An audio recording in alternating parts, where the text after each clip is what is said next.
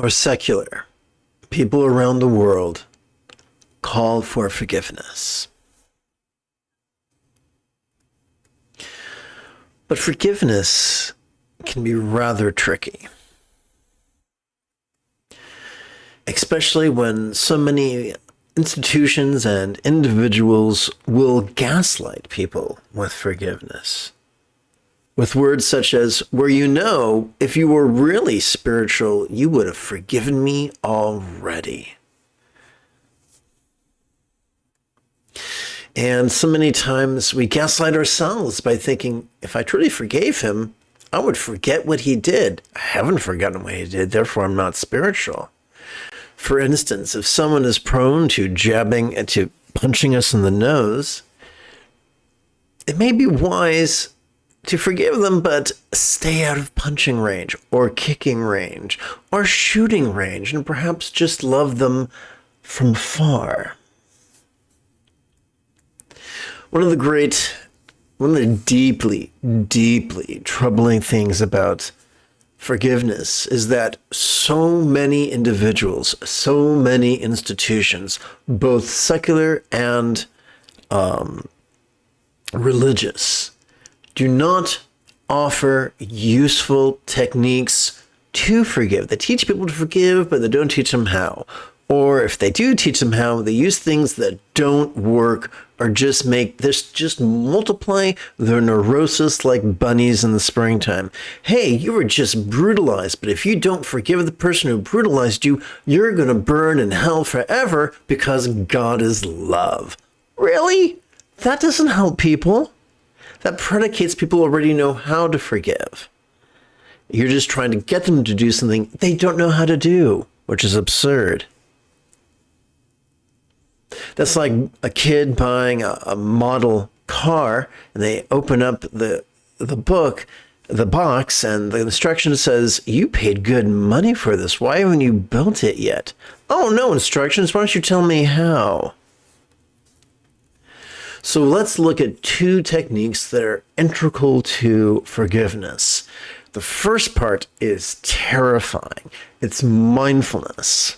Now, let's start with brass tacks. Every time we inhale, whether we know it or not, we inadvertently access our sympathetic nervous system. Our sympathetic nervous system is ensconced within our spinal cord in the thoracic region. It has not evolved for active concentration, but instead for mere perception. Perception that is practiced vulnerably, passively, viscerally, and randomly. We can notice sights, sounds, sensations, flavors, scents, and the like. We could notice emotions, intentions, thoughts, memories, imaginings, and confabulations.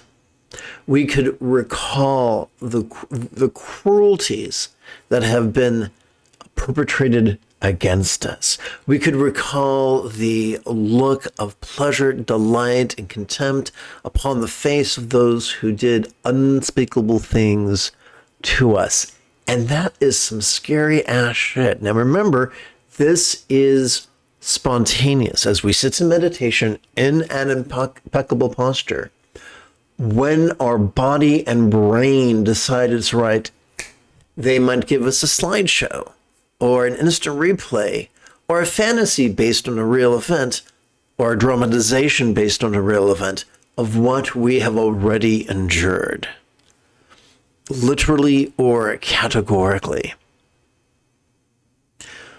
This, of course, begs the question, what do we do with this, with Satan's slideshow when it is punching the keyboard of the piano of our heart? I should say pounding. That's when we use meditation. But how does meditation work? Every time we exhale, whether we know it or not, we inadvertently access our parasympathetic nervous system. And the parasympathetic nervous system is actually in two parts. One part is ensconced within the lumbar region of our spinal cord. The other is ensconced within the cervical region of our spinal cord. Together, they help us to both physically relax as well as mentally release. Therefore, it's one of the most efficient ways to practice mindfulness is to silently and mentally recite the demonstrative pronoun this during the inhalation. Similarly, one of the most efficient ways to practice meditation is to silently and mentally recite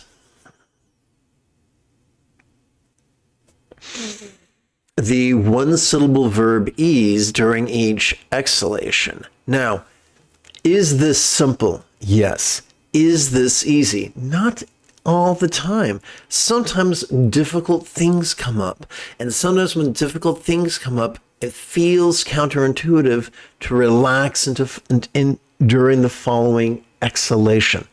For instance, and this happens far too often, trigger-happy cops will draw a loaded weapon on an unarmed individual and scream at them to relax. That's pretty tough. That's a tall order to relax when a gun is pointed at you. It may help to remember that we are already wired to experience at least a modicum of relaxation and release during each out-breath. We're already wired. All we need to do is use our will, use our intention to cooperate with this most ancient wiring of our central nervous system. There is a myth. Maybe you've heard it before. The myth goes like this: set it and forget it. You know, if you've forgiven someone, you will forget it ever happened. Malarkey. That's not how our brains have evolved. Our brains have evolved so that we learn where danger is and where safety is, so that we can avoid danger in the future and return to safety in the future. We are wired to remember these things. If someone tells you that you are sinful and going to hell because of your fundamental wiring, at best they are mistaken, and at worst they are gaslighting you. If someone is gaslighting you, if someone is so ignorant that they don't know how the brain works and they're going to condemn you because of the way all brains work, this person is not fit to be your spiritual leader. Leave that organization, find a better one, or none. If your organization is not giving you peace and growth, if they are giving you turmoil and neurosis, they're harming you. And in the words of the Amityville Horror, get out.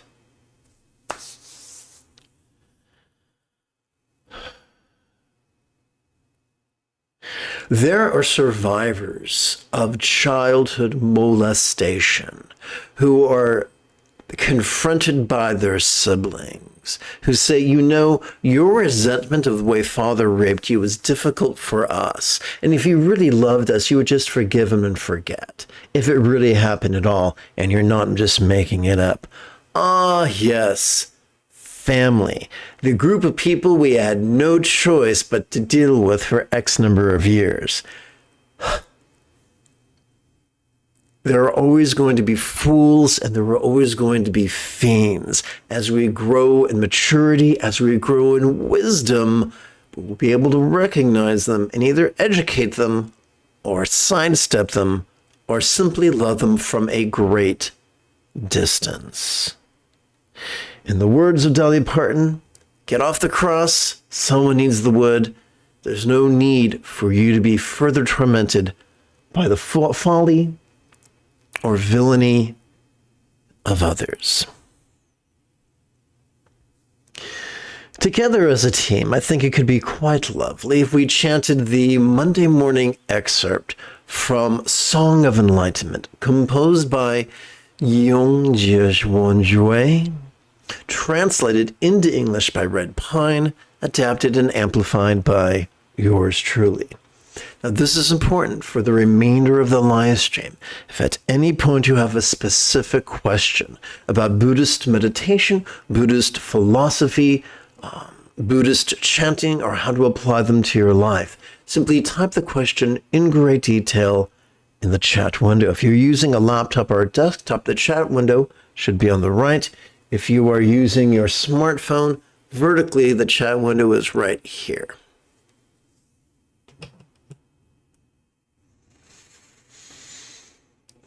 And together, let's chant. Do you not see idle followers of the way? Let us explore the great paradox that true followers of the way appear far less busy than their foolish counterparts. Not studying, not busy, not getting rid of delusions, not looking for the truth. Relying upon neither pseudo-intellectual skullduggery nor superstitious blind faith, neither shoving at delusion nor reaching for so-called truth. Let's continue. The true nature of their ignorance is the Buddha nature. Their illusory empty bodies is the Dharma body. Noticing the turmoil of their minds, as well as the cravings and aversions of their bodies as they inhale, and then relaxing into their non-graspability as they exhale, enlightenment is attained, spontaneous, carefree, and at ease. Their Dharma body, Their Dharma body they realize does not include a thing. Their original nature is the primordial Buddha. The mastery of awareness and letting go, toward which so many strive, is as non-graspable as a vast empty void. The empathy, mindfulness, and meditation latent within the central nervous system is all that is required to master the Buddha's path. Together. The five skandhas are but clouds floating aimless in the sky. The three poisons are mere bubbles appearing then gone. Although our forms, sensations, perceptions, memories, and consciousness could seem substantial as we breathe in, they could feel as non-graspable as clouds as we breathe out. The same hating, craving, and clinging that could seem eternal and insurmountable as we inhale could feel utterly fleeting, temporary, and evanescent as we relax into our exhalation. Together, seeing what is real but no persons or things, they instantly quench the fires of hell.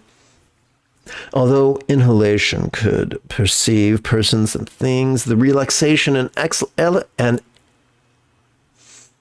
exhalation could release them. That is what frees us from the tyranny of karma, real or imagined. Meanwhile, those who deceive others with lies spend kalpas having their tongues pulled out. Ironically, while the truth of perception and release liberates us from hell, real or imagined, the harm generated by bad teachers pales in contrast to the harm they create for themselves. For the two truths of conventional perception and ultimate release are crucial. So, in some translations, there are many translations. In some versions of this translation, the author is saying, if I'm lying about the effectiveness of this method, may my tongue be pulled out. Let's continue.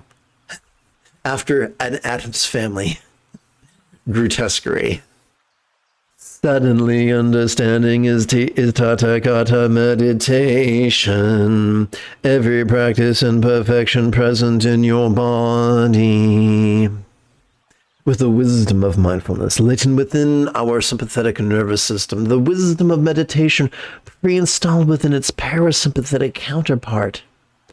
Sorry, I misspoke. Let's try this again. with the wisdom of mindfulness latent within our sympathetic nervous system, the wisdom of meditation pre-installed within its parasympathetic counterpart, and empathy part and parcel of our anterior cingulate gyrus, we are already wired to master, no less practice, the eightfold path. Beware of those who frighten you by telling you otherwise. Let's chant. The six paths of existence look real and a dream. Once you're awake, the whole universe is gone. Like the vivid experiences of a dream that vanish upon waking, every facet of experience could feel incorporeal as we relax into our exhalation. No punishments or blessings, nothing lost or gained. In the nature of nirvana, there is nothing to find. From a certain point of view, during each exhalation, all that we vulnerably, passively, viscerally, and randomly perceive during our previous samsaric inhalation could be nirvanically experienced as non-graspable as a vast empty void, like the illusion of the infinite azure sky and a bright and beautiful cloudless morn, as we physically relax and mentally release. This is a reoccurring thing that repeats continually through this text. I used to really avoid repeating myself to students until I've had students actually say, please repeat yourself, because these are foreign ideas to us. Recording that unpolished, dust-covered mirror. Aha.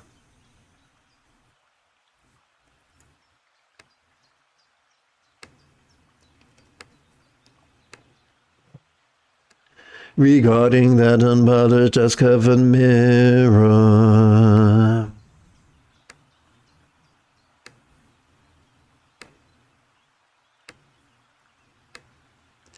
It is time you took a closer look.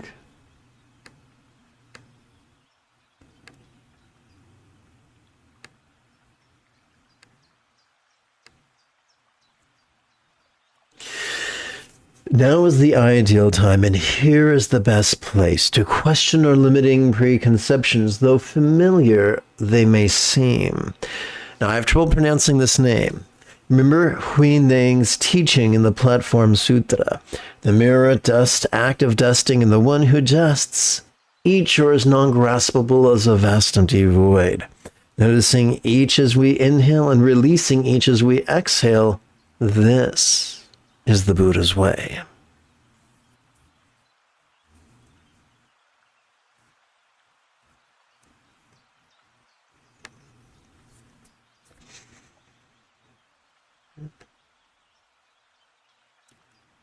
I look forward to meditating with you after approximately 1 minute of housekeeping.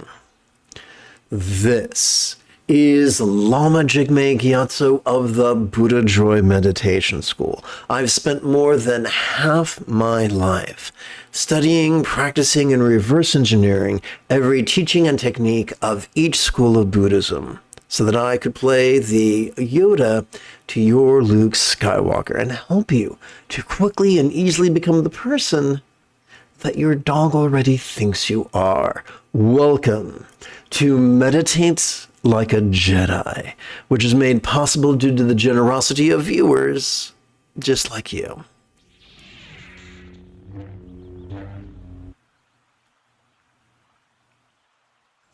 I'm trying to find the right button here. Do bear with me. There we go. Excellent. Or as they say in The Simpsons, excellent.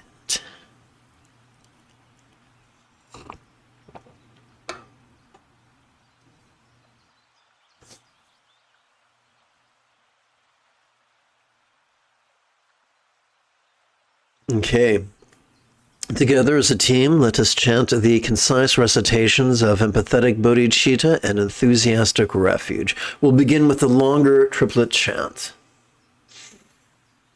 May I liberate all beings from the tyranny of hating, craving, and clinging by relying on the Buddha's ideas, example, instructions, and students. Now we perform the concise metaphoric version using the bookend chant. May I liberate all beings by relying on the three jewels. May I liberate all beings by relying on the three jewels. May I liberate all beings by relying on the three jewels. Now we've already gone over the instructions for meditation.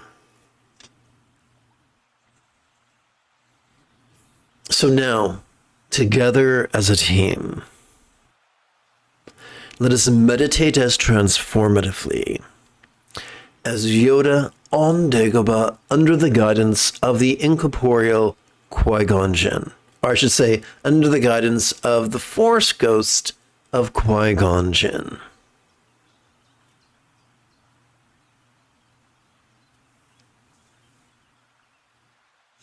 I check for questions every 8 to 9 minutes.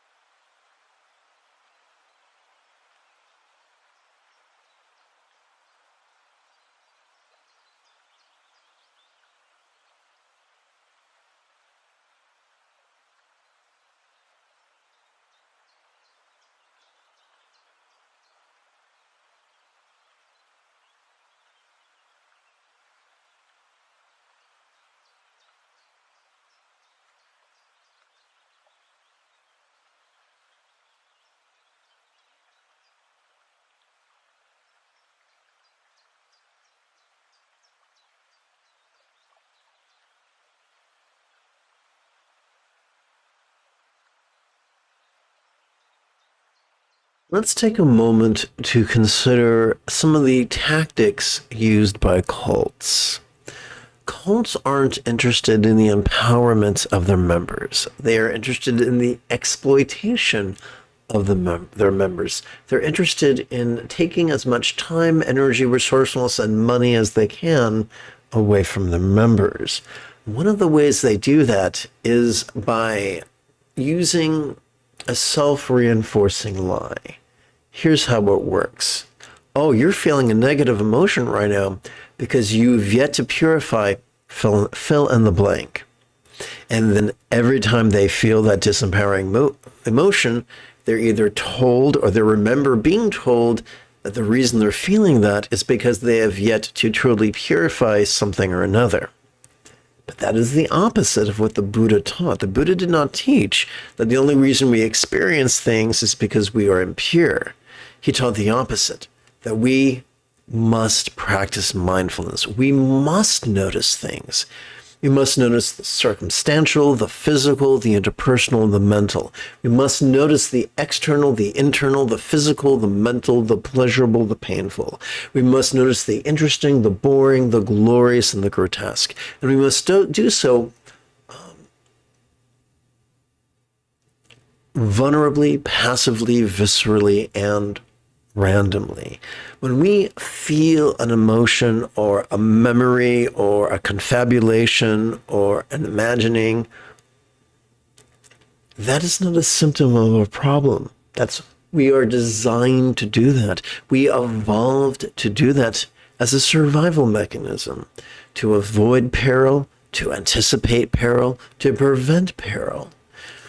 We are wonderfully evolved to live long enough to reproduce in an incredibly treacherous environment that at best is ambivalent and at worst is malicious. So when we notice things, that is not a feeling. That means we're doing the right things, means we're right on track. You might say, but it doesn't always feel good to be right on track. It doesn't always feel good to vomit when you have food poisoning, but it saves your life. It doesn't always feel good to exercise, but it prolongs your life. Not everything that's beneficial or necessary is blissful or delightful. Regardless of what the members of patriarchy tell us, regardless of what we are taught by those who are rigid, fearful, controlling, elitist, cryptic, competitive, and cruel. Come, let us commit the ultimate act of rebellion and instead be flexible, loving, laid back, egalitarian, lucid, cooperative, and kind.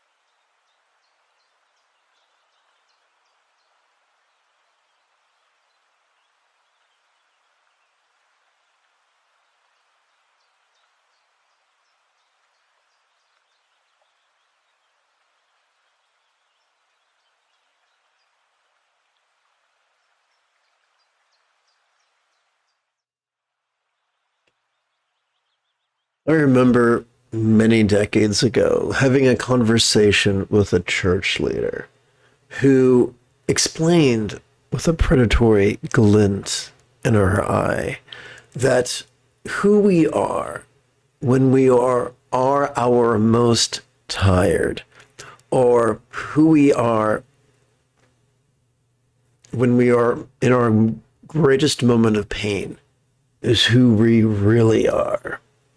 Vicious and cruel and stupid, and everything else is just a masquerade. And I would say most certainly that's a wonderful belief system to use if you want to methodically manipulate and disempower and exploit others. But it has no bearing in reality. There is no way to prove it through a double-blind randomized study, no less peer-reviewed research. That is not the case. We evolved an entire spectrum of emotions and behaviors to survive long enough to procreate. We also survived a secondary what's it called? Reward system that rewards for cooperation and kindness and gives us fulfillment. The primary reward system just gives us pleasure. One's dopamine oriented, one's oxytocin oriented. Just because we are wired for a certain behavior, that does not define us. What we do with our wiring defines us. When we grow wise enough to understand that we are our least resourceful, when we are our most exhausted, then managing our life to optimize our resource is simply a reflection of our wisdom and our cleverness. Please do not fall under the thrall of the lazy-minded, superstitious, manipulative, and cruel.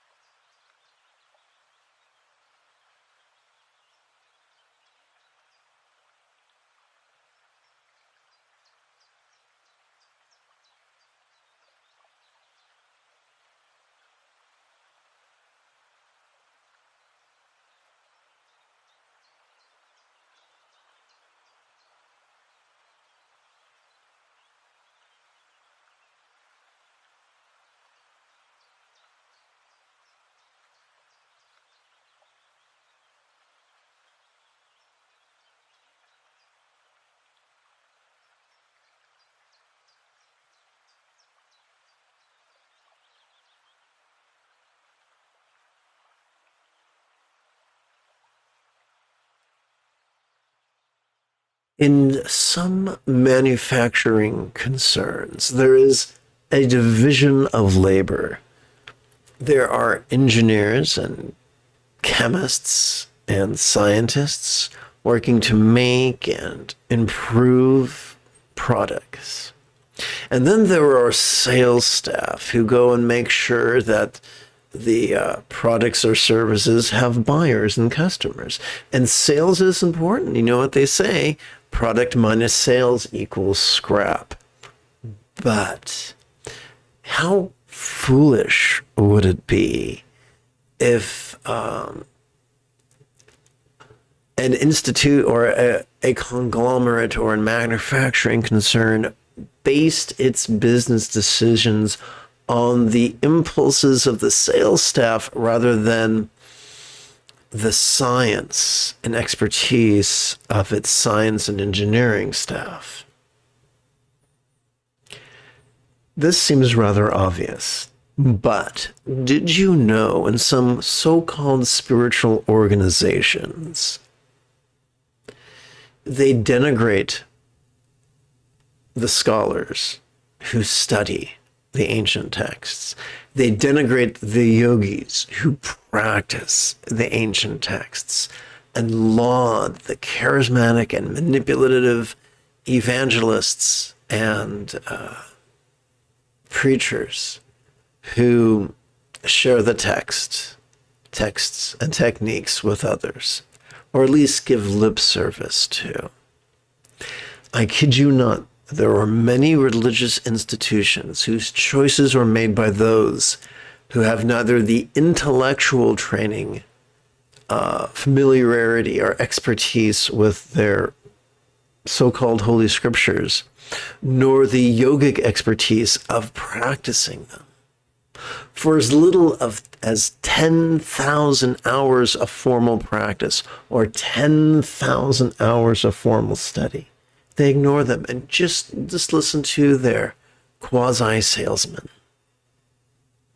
Of course, this reminds me of something which may be attributed to Mark Twain. Are you sure you have 10,000 hours of experience or just 1 hour of experience repeated 10,000 times?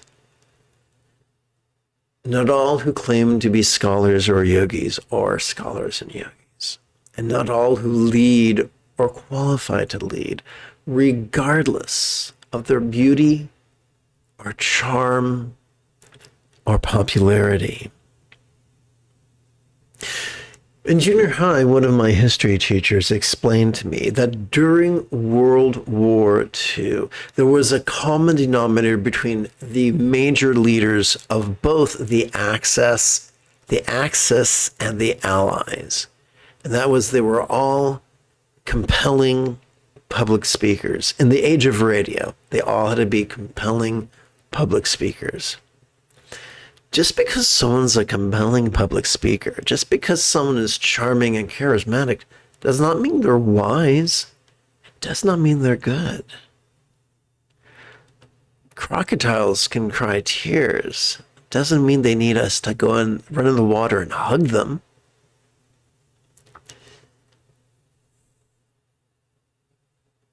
It's good to give people the benefit of the doubt. But when people communicate and behave in a way that seems to scream, hey, you shouldn't be relying on me, we should probably listen to them. Let's continue.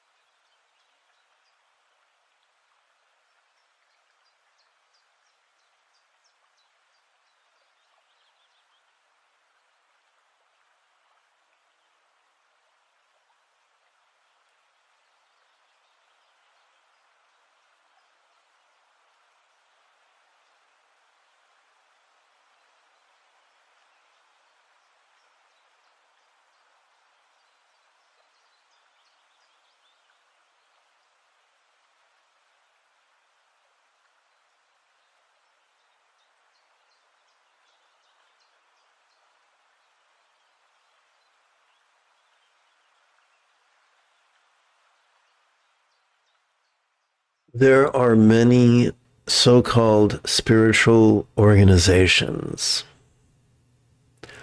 Some of them, some of the more culty ones, practice something that some people call authoritarianism, where there is a main evangelist and they divide the congregation up into groups, kind of like an army would. You know, just as I don't know the proper army terms, but there are large groups and small groups and smaller groups and smaller groups. So, for instance, I was in one organization where they had Bible studies with 5 to 10 people in them. And then you had a house church with 4 to 5 Bible studies in them. And then you had a sector church with four to a zone church with 4 to 5 house churches in it, and so forth and so on. And that gets ungainly, and it seems a little bit like an Amway or a multi-level marketing flowchart. That's probably a good reason for that. But in that type of organization, there are a lot of leaders. Leaders over 5, leaders over 20, leaders over 100, leaders over several hundred, leaders over 1,000, leaders over several thousand. You get the idea.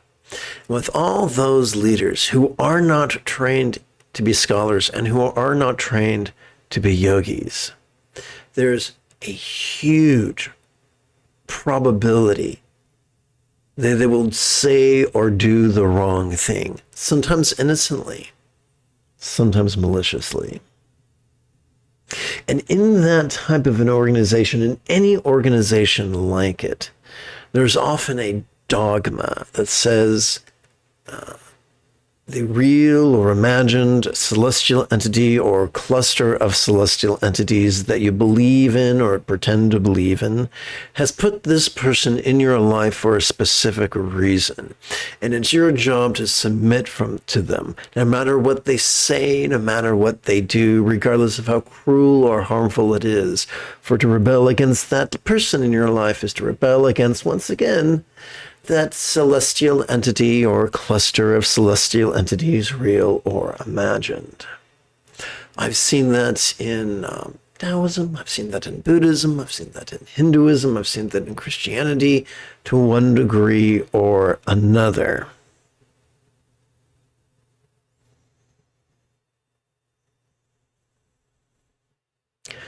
But Jesus never taught that, and the Buddha never taught that, and Lao Tzu never taught that.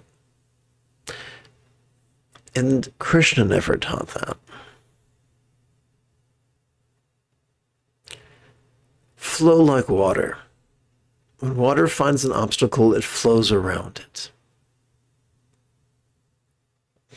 If there's someone in your life who maliciously or accidentally is being villainous, confront them respectfully. If they cannot or will not change, then love them from afar and continue your journey. In the Dhammapada, I think it's the Dhammapada, it reads, there's a passage that reads, there are 2 passages. One passage, and I'm going to paraphrase ridiculously here.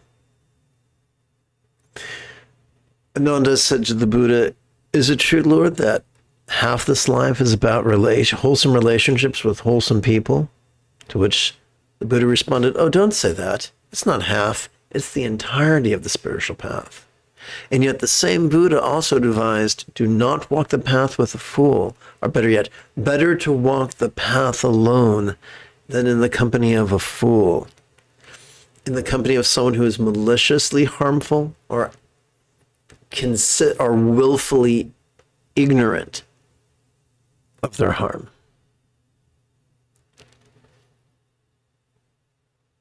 We are social creatures. We are wired to be social creatures. Consider anthropods, if you will. We are not the swiftest. We are not the strongest.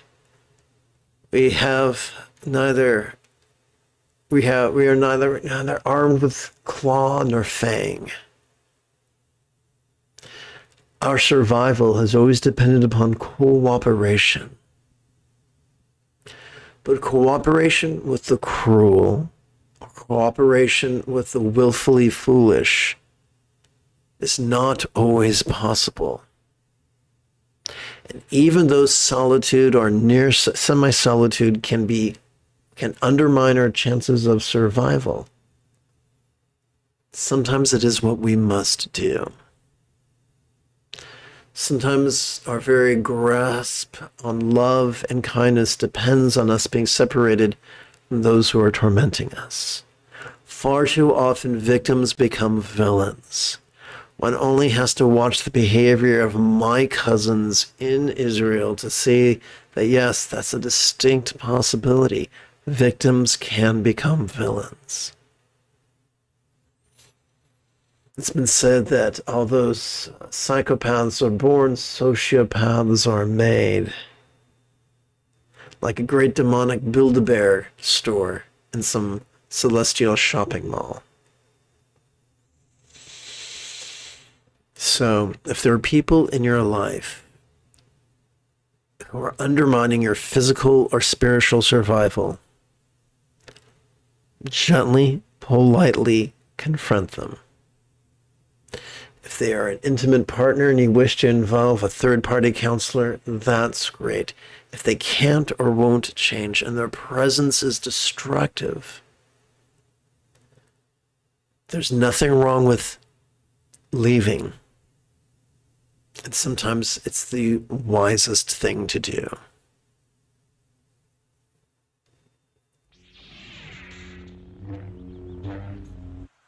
If you've just joined us, welcome to the group practice of meditation. This meditation is as powerful as it is simple. The easiest way to practice mindfulness is to silently and mentally recite the demonstrative pronoun this during each inhalation. For during each inhalation, we are already wired by natural selection to notice, vulnerably, passively, viscerally, and randomly. Similarly, the most efficient way to meditate is to silently and mentally recite the one-syllable verb ease, which is a synonym of relax, during each exhalation. Because during each exhalation, we are already wired for physical relaxation as well as mental release. Do not force it, allow it. Allow yourself to perceive whatever it is you experience. Use your intention to align your behavior with your factory-installed wiring, and you too can quickly master meditation.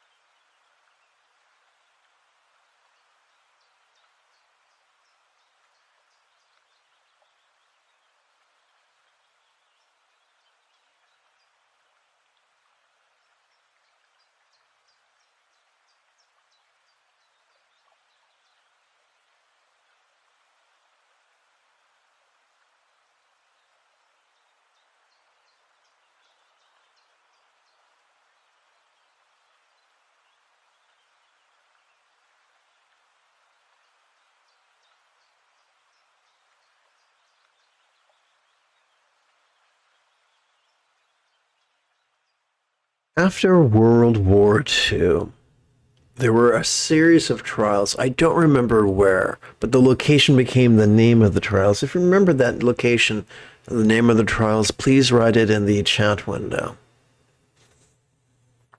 But what was really important during these trials was that it was established an international court or an international audience that just following orders does not cover a multitude of sins.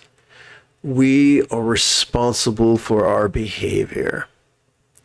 I'm not sure, but perhaps it was Gandhi who said, it's the duty of the right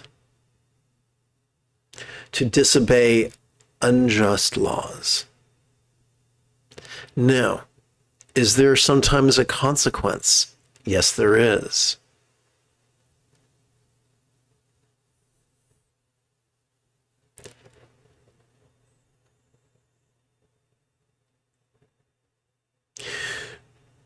We're living in times described by the Chinese curse as interesting,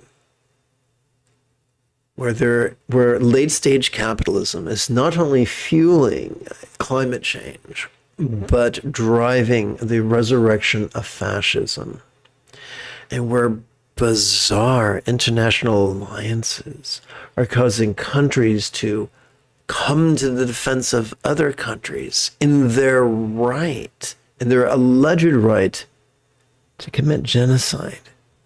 People who look very much like me are doing horrible things right now. Not all of them, but enough of them. And because of bribery, international bribery, because of one country bribing the politicians of another country, the very act of speaking out against genocide is now considered illegal. People are losing their jobs. Students are getting kicked out of school. People are getting censured in Congress for simply saying, could we please stop murdering children?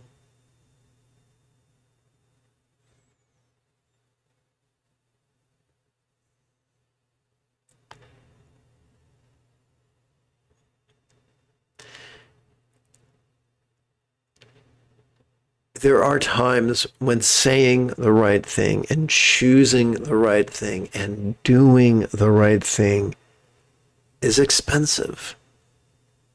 It could cost us our freedom, our livelihood, our popularity, our acceptance.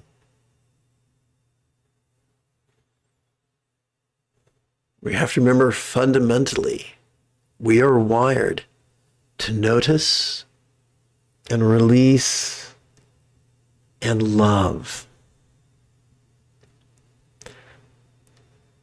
It's said that Jesus asked the rhetorical question, and I paraphrase, how can it profit a man to gain the whole world but lose his soul?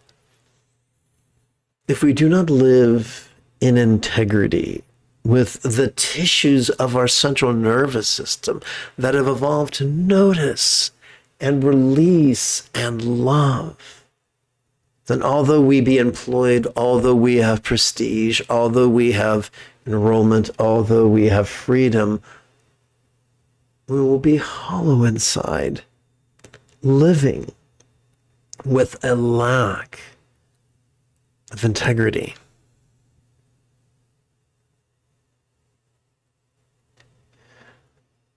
I'm a disabled fellow with a laundry list of ailments. I am not rugged, and it wouldn't take much to destroy what's left of my body and mind. I'm a big coward. I'm scared of those things. And I should be scared of those things. For there are fates much worse than death. Driven mad by unmet physical needs is a scary, scary specter, worthy of nightmares. And even a coward such as myself recognizes that we who populate some of the most wealthy and powerful countries on earth, though corrupt its politicians may be, must still speak out. It was brought to my attention that Amazon, very, very profitable Amazon company, is helping support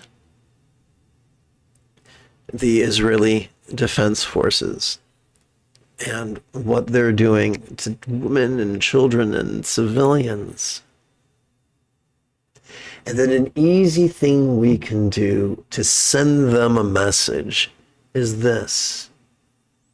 Today, we can fill up our Amazon shopping cart with thousands of dollars worth of merchandise. We can let it sit for an hour, and then we can empty it. And we can do that once or twice or thrice today. And that will send a message.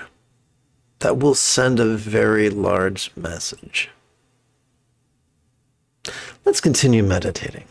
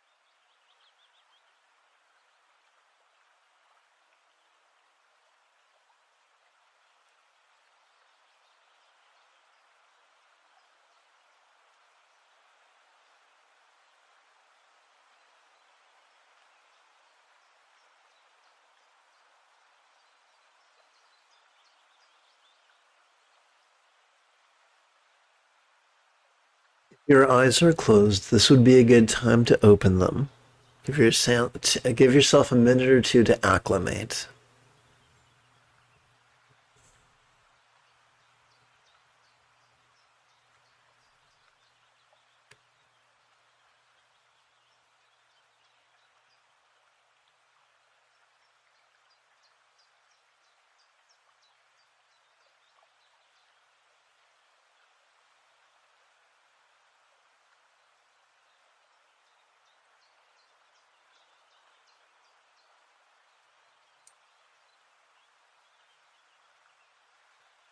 Together, let us seal this morning's practice by chanting kind ethics as well as the four immeasurables.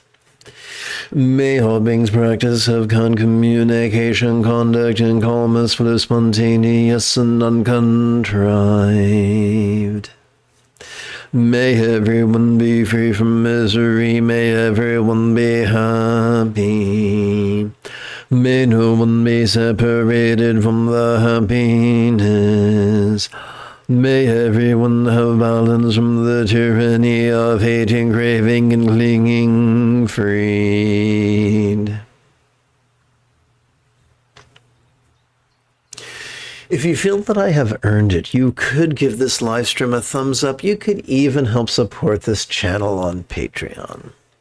In approximately 6.5 hours, I would very much like to return to lead today's afternoon meditation and group chanting. Until then, may you and yours be happy and healthy, and if you are as geeky as me, this is the way.